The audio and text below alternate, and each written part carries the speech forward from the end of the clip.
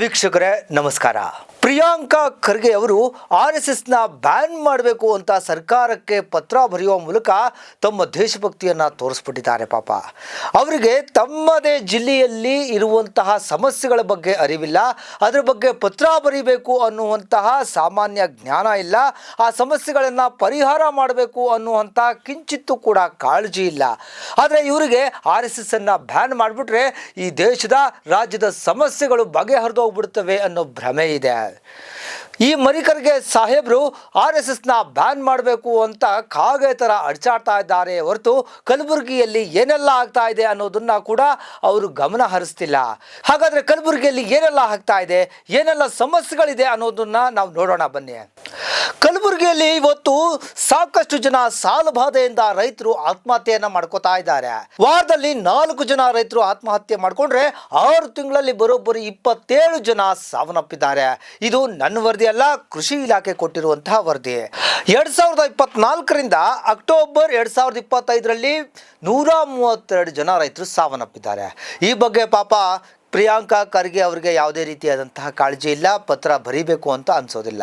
ಕಲಬುರಗಿಯಲ್ಲಿ ಪ್ರವಾಹಕ್ಕೆ ತತ್ತರಿಸಿರುವಂತಹ ರೈತರು ಬೆಳೆ ಹಾನಿ ಪರಿಹಾರಕ್ಕೆ ಪ್ರತಿದಿನ ಪ್ರತಿಭಟನೆಯನ್ನು ನಡೆಸ್ತಾ ಇದ್ದಾರೆ. ಇತ್ತೀಚೆಗಷ್ಟೇ ಕಲಬುರಗಿ ಬಂದ್ ಮಾಡಿ ಬೆಳೆ ಹಾನಿ ಪರಿಹಾರವನ್ನು ಕೊಡಿ ಸ್ವಾಮಿ ಅಂತ ಕಾಯಕರಿಸಿ ಮಕ್ಕೂಗಿತಾ ಇದ್ರು. ಪ್ರಿಯಾಂಕಾ ಖರ್ಗೆ ಅವರಿಗೆ ಅರಸೇ ಇಲ್ಲ. ಇನ್ನು ಕಲಬುರಗಿಯಲ್ಲಿ ದುಪ್ಪಟ್ಟು ಬೆಲೆಗೆ ರಸಗೊಬ್ಬರ ಹಾಗೂ ಬಿತ್ತನೆ ಬೀಜಗಳನ್ನು ಮಾರಾಟ ಮಾಡ್ತಾ ಇದ್ದಾರೆ. 258 ರೂಪಾಯಿ MRP ಇರುವಂಥ ಯೂರಿಯಾವನ್ನು 400-500 ರೂಪಾಯಿಗೆ, 1300 ರೂಪಾಯಿ ಇರುವಂಥ DAP ಗೊಬ್ಬರವನ್ನು 1800 ರೂಪಾಯಿಯಿಂದ 2000 ರೂಪಾಯಿಗೆ ಮಾರಾಟ ಮಾಡ್ತಿದ್ರು ಕೂಡ ಈ ಮನುಷ್ಯನಿಗೆ ಯಾವುದೇ ಕಾಳಜಿ ಇಲ್ಲ. ಯೂರಿಯಾ ಕೊರತೆ ಕೂಡ ಉಂಟಾಗಿದೆ, ಇದು ಈತನಿಗೆ ಬೇಕಾಗೇ ಇಲ್ಲ. ಇನ್ನು ಕಾಳಸಂತೆಯಲ್ಲಿ ಪಡಿತರ ಅಕ್ಕಿಯನ್ನು ಮಾರಾಟವನ್ನು ಮಾಡ್ತಾ ಇದ್ದಾರೆ. 2024-25ರಲ್ಲಿ 45 ಪ್ರಕರಣಗಳು ದಾಖಲಾಗಿದೆ. ಇದು ಲೆಕ್ಕಕ್ಕಿಲ್ಲದಿರೋದು ಇನ್ನೆಷ್ಟೋ ಇದೆ. ಇದು ಕೂಡ ಪ್ರಿಯಾಂಕಾ ಖರ್ಗೆ ಅವರಿಗೆ ಬೇಕಾಗಿಲ್ಲ. ಇನ್ನು SSLC PUC ಫಲಿತಾಂಶ ಬಂದ್ರಂತೂ ನಾವು ನೋಡ್ತಾ ಇರ್ತೀವಿ, ಕಲಬುರಗಿ ಕಡೆ ಸ್ಥಾನದಲ್ಲಿದೆ. ಶೈಕ್ಷಣಿಕವಾಗಿ ಕಲಬುರಗಿಯನ್ನು ಮೇಲೆತ್ತಬೇಕು, ಅದಕ್ಕಾಗಿ ಕಾರ್ಯಕ್ರಮಗಳನ್ನು ರೂಪಿಸಬೇಕು, ಅದಕ್ಕಾಗಿ ಏನೆಲ್ಲ ಮಾಡಬೇಕು ಅನ್ನುವಂಥ ಚಿಂತನೆ ಕೂಡ ಪ್ರಿಯಾಂಕಾ ಖರ್ಗೆಗಿಲ್ಲ. ಇವರು ಕಲಬುರಗಿ ಉಸ್ತುವಾರಿ ಸಚಿವರು. ಇನ್ನು ಕಲಬುರಗಿ ಜಿಲ್ಲೆಯಲ್ಲಿ ಹುಟ್ಟಿನಿಂದಲೇ 827 ಮಕ್ಕಳಿಗೆ ಹೃದಯದ ಕಾಯಿಲೆ ಕಂಡು ಬರ್ತಾ ಇದೆ. ಅದೇ ರೀತಿ ಈ ಜಿಲ್ಲೆಯಲ್ಲಿ 860 ಮಕ್ಕಳು ತೀವ್ರ ಅಪೌಷ್ಟಿಕತೆಯಿಂದ ಬಳಲ್ತಾ ಇದ್ದಾರೆ. ನಿಮಗೆ ಗೊತ್ತಿರಲಿ, ಕಲಬುರಗಿ ಜಿಲ್ಲೆ ಅಪೌಷ್ಟಿಕತೆಯಿಂದ ಬಳಲುತ್ತಿರುವಂಥ ಮಕ್ಕಳ ಸಂಖ್ಯೆಯಲ್ಲಿ ಕಲಬುರಗಿ ನಂಬರ್ 1 ಸ್ಥಾನದಲ್ಲಿದೆ. ಇನ್ನು ಕಲಬುರಗಿಯಲ್ಲಿ ಮರಳು ಮಾಫಿಯಾ ಅವ್ಯಾಹತವಾಗಿ ನಡೀತಾ ಇದೆ.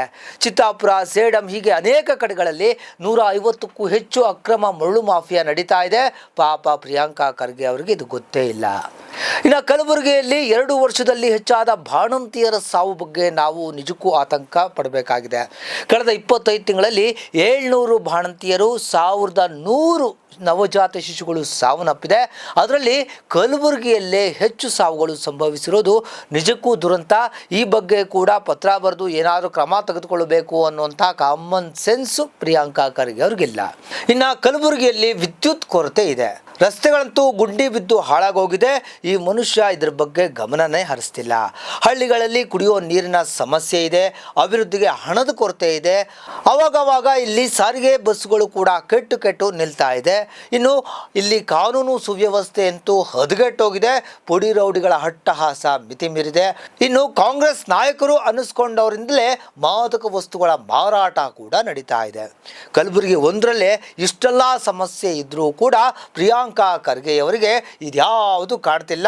ಅವರು ಕಾಣ್ತಾ ಇರೋದು ಒಂದೇ, RSS ಬ್ಯಾನ್ ಮಾಡಬೇಕು. RSS ಬ್ಯಾನ್ ಮಾಡಿಬಿಟ್ರೆ ಕಲಬುರಗಿಯಲ್ಲಿರುವಂಥ ಎಲ್ಲ ಸಮಸ್ಯೆಗಳು ಪರಿಹಾರ ಆಗುತ್ತೆ. ಸ್ವಾಮಿ ಪ್ರಿಯಾಂಕಾ ಖರ್ಗೆ ಅವರೇ, ಮೊದಲು ನಿಮ್ಮ ಜಿಲ್ಲೆಯಲ್ಲಿ, ನೀವು ಉಸ್ತುವಾರಿ ವಹಿಸಿರುವಂಥ ಜಿಲ್ಲೆಯಲ್ಲಿ ನಡೀತಾ ಇರುವಂತಹ ಈ ಸಮಸ್ಯೆಗಳನ್ನು ಬಗೆಹರಿಸೋ ಕಡೆ ಗಮನ ಕೊಡಿ. ಆಮೇಲೆ ನೀವು RSSನ ಬ್ಯಾನ್ ಮಾಡೋರಂತೆ. ನಿಮ್ಮ ಕೆಲಸವನ್ನು ನೆಟ್ಟಿಗೆ ನೀವು ಮಾಡ್ದೇನೆ ಇಲ್ಲದೇ ಇರೋ ವಿಚಾರಗಳಿಗೆ ನೀವು ಮೂಗು ತೂರಿಸೋದು ಎಷ್ಟು ಸರಿ ಸ್ವಾಮಿ? ತಮ್ಮ ತಟ್ಟೆಯಲ್ಲಿ ಹೆಗಣ ಬಿದ್ದಿದೆ, ಇನ್ನೊಬ್ಬರು ತಟ್ಟೆಯಲ್ಲಿ ಇರುವಂಥ ಇರುವೆನ ಹುಡ್ಕೊಂಡು ಹೋಗ್ತಿದ್ದೀರಾ ಅಂದರೆ ನಿಮಗೆ ನಾವು ಏನು ಅನ್ನಬೇಕು? RSS ಬ್ಯಾನ್ ಮಾಡಬೇಕು ಅಂತ ಹೇಳ್ತೀರಿ. ಮೊದಲು ನಿಮ್ಮನ್ನು ಕಲಬುರಗಿಯಿಂದ ಬ್ಯಾನ್ ಮಾಡಬೇಕಾಗಿದೆ. 5-6 ದಶಕಗಳಿಂದ ಕೂಡ ನೀವು ಒಂದೇ ಕಡೆ ಗೂಟ ಹೊಡ್ಕೊಂಡು ಕೂತಿದ್ದೀರಿ, ಅಧಿಕಾರವನ್ನು ಅನುಭವಿಸ್ತಾ ಇದ್ದೀರಿ, ಮಂತ್ರಿಗಿರಿಯನ್ನು ಅನುಭವಿಸ್ತಾ ಇದ್ದೀರಿ.